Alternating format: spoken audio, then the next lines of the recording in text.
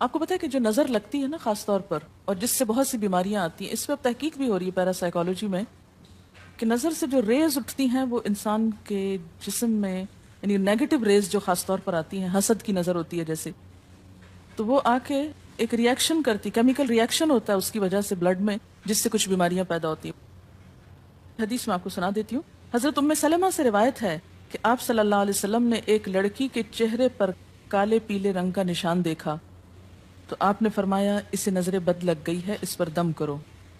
حضرت جابر کہتے ہیں کہ آپ صلی اللہ علیہ وسلم نے آل حزم کو سانپ کے ڈسنے کی وجہ سے دم کرنے کی رخصت دی، اور آپ نے اسما بنت امیس سے پوچھا کیا وجہ ہے کہ میرے بھتیجے کمزور ہیں، کیا فقر و فاقہ کا شکار ہیں، یعنی کھانے پینے کے باوجود یہ کیوں کمزور ہیں، کیا ان کو کچھ کھانے کو نہیں ملتا؟ انہوں نے کہا نہیں، بلکہ انہیں نظر بد بہت جلد لگ جاتی ہے، تو آپ نے فرمایا ان پر دم کیا کرو۔ یعنی جس بیماری کی سمجھ میں نہ آئے کہ کھائے پیے بھی انسان جوان بھی ہو لیکن اس کو صحت ہو ہی نہ، کوئی ظاہری سبب معلوم ہی نہ ہو، تو ایسے شخص پر دم کرنا چاہیے۔ حضرت عائشہ صدیقہ کہتی ہیں کہ رسول اللہ صلی اللہ علیہ وسلم نظر بد کی وجہ سے دم کرنے کا حکم دیتے تھے۔ حضرت انس کہتے ہیں کہ آپ صلی اللہ علیہ وسلم نے نظر بد اور بچھو وغیرہ کے ڈسنے سے اور پھوڑوں سے دم کرنے کی اجازت دی، یعنی پھوڑے وغیرہ جو ہوتے ہیں نا اس پر بھی دم کی اجازت دی، تو جسمانی بیماری ہے نا۔ اور نظر کے بارے میں تو یہ بھی کہا گیا ہے، حدیث میں آتا ہے کہ نظر بد کا لگنا حق ہے، انسان کو اونچے پہاڑ سے گرا سکتی، کیونکہ ہوتا کیا ہے کہ جب ایک خاص اینگل سے دیکھا جاتا ہے تو دوسرے انسان کے جسم میں جیسے لرزہ سا آ جاتا ہے نا اور انسان ہل جاتا ہے۔ اس کی دلیل قرآن میں بھی ہے، ایک سورت کے آخر میں آتا ہے وَإِن يَكَادُ الَّذِينَ كَفَرُوا لَيُزْلِقُونَكَ بِأَبْصَارِهِمْ لَمَّا سَمِعُوا الذِّكْرَ، کہ قریب ہے کہ کچھ کافر آپ کو اپنی نگاہوں سے کیا کر دیں، پھسلا دیں جب یہ قرآن سنتے ہیں۔ یعنی وہ سننے نہیں آتے تھے، صرف آپ کو گھورتے رہتے تھے۔ اور کس لیے گھورتے رہتے تھے؟ تاکہ آپ بول نہ سکیں، آپ لرز جائیں، ڈگمگا جائیں، اپنا کام چھوڑ دیں، بری نیت سے آتے تھے۔ وَيَقُولُونَ إِنَّهُ لَمَجْنُونَ، کہتے ہیں کہ یہ تو مجنون ہو گیا۔ آپ صلی اللہ علیہ وسلم نے فرمایا نظر بد حق ہے، اگر تقدیر سے کوئی چیز سبقت لے جا سکتی ہوتی تو وہ نظر بد ہے۔ پتہ کیسے چلے؟ چل جاتا ہے، پتہ کیوں نہیں چلتا؟ مثلا آپ کا بچہ ہنس رہا تھا، کھیل رہا تھا، دودھ پی رہا تھا کہ اچانک کوئی شخص آیا اور جب وہ اٹھا تو بچے نے شور کرنا شروع کر دیا، اور پتہ چل جاتا ہے۔ بعض اوقات گھر ہی کے لوگوں کی لگ جاتی، بعض اوقات محبت سے بھی لگ جاتی، کہ بچہ کھیل رہا تھا، آپ دیکھتے کہ وہ گر پڑا، اچانک رونا دھونا شروع ہو گیا، سر پٹ گیا۔ حدیث میں آتا ہے نظر بد انسان کو موت تک اور اونٹ کو ہانڈی تک پہنچا دیتی ہے۔ اونٹ کو ہانڈی تک پہنچانے کا مطلب کیا ہے؟ ذبح کرنا پڑ جاتا ہے، تڑپنے لگتا ہے۔ آپ صلی اللہ علیہ وسلم نے فرمایا اللہ کی قضاء اور تقدیر کے بعد سب سے زیادہ نظر بد کی وجہ سے میری امت میں اموات ہوں گی۔ آپ صلی اللہ علیہ وسلم نے فرمایا نظر بد سے اللہ کی پناہ طلب کیا کرو، کیونکہ نظر بد کا لگنا حق ہے۔ اسما بنت امیس نے آپ سے گزارش کی کہ بنو جعفر کو نظر بد لگ جاتی ہے تو کیا وہ ان پہ دم کر سکتی ہیں؟ آپ نے فرمایا ہاں، یعنی ایک عورت بھی دم کر سکتی ہے، اور اگر تقدیر سے کوئی چیز سبقت لے جانے والی ہوتی تو وہ نظر بد ہے۔ آپ نے فرمایا بے شک نظر بد انسان پر اثر انداز ہوتی ہے، حتیٰ کہ اگر وہ ایک اونچی جگہ پر ہو تو نظر کی وجہ سے گر بھی سکتا ہے، یعنی فزیکلی بھی اثر انداز ہوتی۔ اور آپ دیکھیں کہ وہ قرآن پاک میں نہیں آتا وَمِن شَرِّ حَاسِدٍ إِذَا حَسَد، اور حاسد کے شر سے جب وہ حسد کرے، تو نظر بد ہوتی کس کی ہے؟ حاسد کی ہوتی۔ بری نظر کس کی ہوتی ہے؟ حاسد کی۔ تو جو صبح شام 3 دفعہ یہ پڑھتے رہیں ان کو حاسد کچھ نہیں کر سکتے، ان کا کچھ نہیں بگاڑ سکتے، جتنا چاہیں گھورتے رہیں۔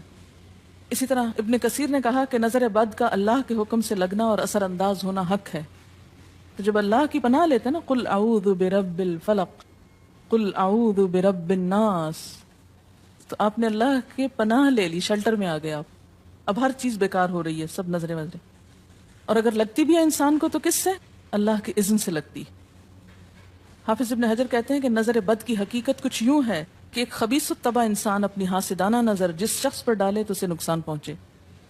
ابن قیم کہتے ہیں کچھ کم علم لوگوں نے نظر بد کی تاثیر کو باطل قرار دیا ہے، اور ان کا کہنا ہے کہ یہ محض توہم پرستی ہے اور اس کی کوئی حقیقت نہیں، لیکن حقیقت یہ ہے کہ یہ لوگ سب سے زیادہ جاہل اور ارواح کی صفات اور ان کی تاثیر سے ناواقف ہیں، اور ان کی عقلوں پہ پردہ پڑا ہوا ہے، جبکہ تمام امتوں کے عقلاء باوجود اختلاف مذاہب کے نظر بد سے انکار نہیں کرتے، یعنی صرف اسلام میں نہیں دیگر مذاہب میں بھی یہ کانسیپٹ پایا جاتا ہے۔ اگرچہ نظر بد کے سبب اور اس کی جہت تاثیر کے سلسلے میں ان میں اختلاف ہے۔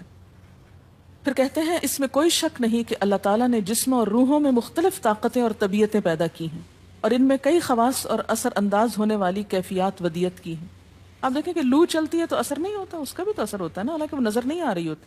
اور کسی عقل مند کے لیے ممکن نہیں کہ وہ جسموں میں روحوں کی تاثیر سے انکار کرے، کیونکہ یہ چیز خود دیکھی اور محسوس کی جا سکتی ہے۔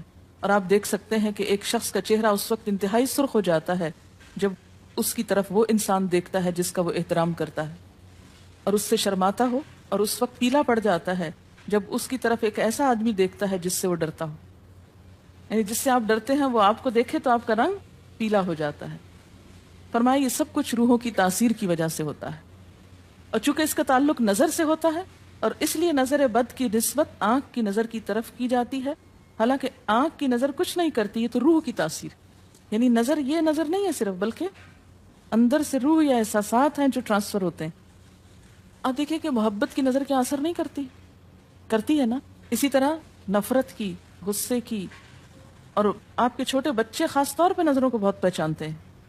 آپ نے دیکھا ہوگا کہ بچے کچھ لوگوں کے پاس فوراً چلے جاتے ہیں اور کچھ لوگوں کے پاس نہیں جاتے۔ بچوں کی مثال اس لیے دے رہی ہوں کہ وہ معصوم ہوتے ہیں نا، ان کو کسی نے سکھایا پڑھایا نہیں ہوتا کہ ادھر جاؤ اور ادھر نہ جاؤ، اور اگر آپ سکھائیں پڑھائیں بھی تو پھر بھی وہ اپنی مرضی کرتے ہیں، آپ کی نہیں مانتے۔ تو وہ ایک طرح سے بہترین جج ہوتے ہیں۔ بعض لوگوں کو دیکھ کے بچے رونے لگتے ہیں، بعض کو دیکھ کے مسکرانے لگتے ہیں۔ تو یہ ایسا کیوں ہوتا ہے؟ اچھا، اسی طرح اگر کوئی شخص کانسٹنٹلی آپ کو دیکھ رہا تو آپ کانشیس ہو جاتے ہیں، آپ ٹھہر نہیں سکتے۔ اسی طرح اگر کوئی سٹیئر کر رہا ہو تو اس کی نظروں سے بعض اوقات خوف بھی آنے لگتا ہے۔ اللہ نے کیسی کیسی طاقتیں انسان کو دی ہیں، سلطان النصیرہ۔ اچھا، پھر لکھتے ہیں کہ روحیں اپنی طبیعتوں، طاقتوں اور کیفیتوں اور اپنے خواص کے اعتبار سے مختلف ہوتی، سو حسد کرنے والے انسان کی روح واضح طور پر اس شخص کو اذیت پہنچاتی ہے جس سے حسد کیا جاتا ہے۔ ویسے بھی تو آپ دیکھیں نا، وہ رویے ایک دم آپ پہچان لیتے ہیں۔ یہی وجہ ہے کہ اللہ تعالیٰ نے حاسد کے شر سے پناہ طلب کرنے کا حکم دیا ہے۔ حاسد کی تاثیر ایک ایسی چیز ہے جس سے وہی انکار کر سکتا ہے جو حقیقت انسانیت سے خارج ہو۔ جنوں کی نظر بھی لگتی، یہ میرا قول نہیں ہے، حدیث ہے۔ حضرت ابو سعید خدری سے روایت ہے کہ رسول اللہ صلی اللہ علیہ وسلم جنات اور انسانوں کی نظر بد سے پناہ مانگتے تھے، یعنی آپ جو پناہ مانگتے تھے بری نظر سے، وہ انسانوں کی بھی اور جنوں کی بھی۔ پھر جب معوذتین الفلق اور الناس نازل ہوئیں تو آپ انہی کو پڑھتے اور باقی دعائیں آپ نے چھوڑ دی تھی، یعنی قل اعوذ برب الفلق، قل اعوذ برب الناس، پھر سب چیزوں کے شر سے بچنے کے لیے کافی۔ یاد رکھیے بعض اوقات اپنی نظر بھی لگتی ہے، خود کو بھی نظر لگتی ہے۔ اسی طرح جب لباس اتارا جاتا ہے نہانے کے لیے مثلا، تو اس وقت بھی دعا سکھائی گئی، بسم اللہ پڑھنی چاہیے، بیسیکلی بسم اللہ پڑھ کر اتارنے چاہیے، اور اس کے علاوہ اعوذ بکلمات اللہ التامات من شر ما خلق بھی پڑھ سکتے ہیں۔ آپ کو معلوم ہے کہ ٹوائلٹ میں جانے سے پہلے بھی دعا سکھائی گئی، کیونکہ جنات کے ٹھکانے گندی جگہوں پر ہوتے ہیں۔ اللہم انی اعوذ بک من الخبث والخبائث، خبیث جنوں اور خبیث جننیوں، خبائث سے تیری پناہ میں آتا ہوں۔ یہ دعا کیوں سکھائی گئی؟ اسی لیے کہ اگر آپ وہاں پر موجود ہیں، اور خصوصاً اگر آپ بے لباس ہیں، تو بھی ایسی چیزوں کی نظر بھی لگ سکتی ہے اور وہ چیزیں اثر انداز بھی ہو سکتی ہیں۔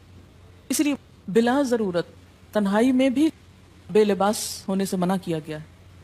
بعض لوگوں کی عادت ہوتی ہے نا کہ وہ نہانے بیٹھتے ہیں تو وہی کپڑے دھونے شروع کر دیتے ہیں، اور نہیں، بس فوراً اپنے آپ کو ڈھانکنے کی کوشش کریں، بلا ضرورت زیادہ دیر بے لباس نہ رہے۔ ایک حدیث میں آتا ہے، ابو امامہ کہتے ہیں کہ میرے باپ سہل بن حنیف نے غسل کا ارادہ کیا، اور جب قمیص اتاری تو عامر بن ربیعہ ان کی طرف دیکھ رہے تھے۔ ان کا رنگ انتہائی سفید تھا اور جلد بہت خوبصورت تھی۔ عامر نے دیکھتے ہی کہا، میں نے آج تک اتنی خوبصورت جلد کسی کنواری لڑکی کی بھی نہیں دیکھی۔ ان کا یہ کہنا تھا کہ سہل کو شدید بخار شروع ہو گیا۔ چنانچہ نبی صلی اللہ علیہ وسلم کو یہ قصہ بتایا گیا، اور آپ سے یہ بھی کہا گیا کہ سہل کی حالت یہ ہے کہ وہ سر بھی نہیں اٹھا سکتا۔ آپ نے پوچھا کیا تمہیں کسی پہ شک ہے؟ انہوں نے کہا جی ہاں، عامر بن ربیعہ پہ ہو سکتا ہے۔ آپ نے انہیں بلوایا اور ناراضگی کا اظہار کرتے ہوئے فرمایا، تم میں سے کوئی ایک کیوں اپنے بھائی کو قتل کرتا ہے؟ کیا تم بارک اللہ نہیں کہہ سکتے تھے؟ اس لیے اب غسل کرو، اور اس غسل کا پانی کس پہ ڈالا جائے؟ جس کو نظر لگی۔ عامر نے اپنا چہرہ، ہاتھ، کوہنیاں، ٹخنے، پاؤں اور اپنی چادر کے اندرونی حصے دھوئے، پھر اسی پانی کو آپ نے سہل کے اوپر پیچھے سے بہا دی، یہ نہیں کہ اس کے منہ پہ ڈالنا، پیچھے سے بہا دیا، السہل فوراً ٹھیک ہو گئے۔ اس کا طریقہ بتایا گیا اس غسل کا۔ ابن شہاب زہری کا کہنا ہے کہ ہمارے زمانے کے علماء نے غسل کی یہ کیفیت بیان کی ہے، جس آدمی کی نظر لگی ہو اس کے سامنے ایک برتن رکھ دیا جائے جس میں وہ سب سے پہلے کلی کرے اور پانی اسی برتن میں گرائے، پھر اپنا چہرہ دھوئے، پھر اسی پانی کے ذریعے اپنے ہتھیلیاں، دائیں ہاتھ اور ہتھیلی پہ پانی بہائے، پھر بائیں پر، اور پھر دائیں کوہنی پر، پھر بائیں کوہنی پر، پھر بائیں ہاتھ سے اپنا دایاں پاؤں دھوئے، پھر دائیں ہاتھ سے بایاں پاؤں دھوئے، اور پھر اسی طرح گھٹنوں پہ پانی بہائے، اور پھر یاد رہے کہ سارا پانی برتن کے اندر جائے، اور اس کے بعد جس شخص کو نظر لگی ہو اس کے سر کی پچھلی جانب سے وہ پانی ایک ہی بار بہا دیا جائے۔ حضرت عائشہ کہتی ہیں کہ جس شخص کو بری نظر لگتی اس کو اسی طرح غسل کروایا جاتا۔ اب بعض اوقات یہ نہیں پتا چلتا کس کی لگی، ایسی صورت میں پھر طریقہ کیا ہے علاج کا؟